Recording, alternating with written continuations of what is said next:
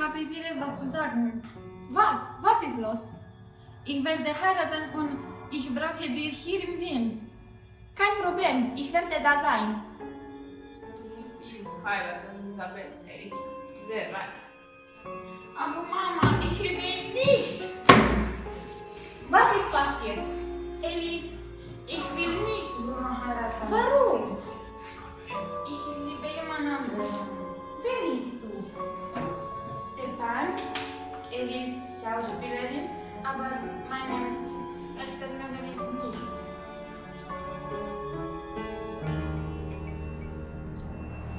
Ich sprich nicht mehr mit meiner Frau. Verstanden?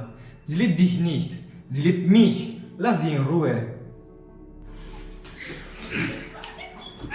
Ich liebe dich.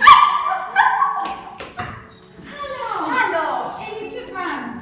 Hallo, ich bin Isabel Freundin und ich kenne die ganze Geschichte. Bruno, was machst du hier? Wir müssen reden. Isabella will nicht mehr heiraten. Es ist wirklich. Was ist das? Ich weiß nicht.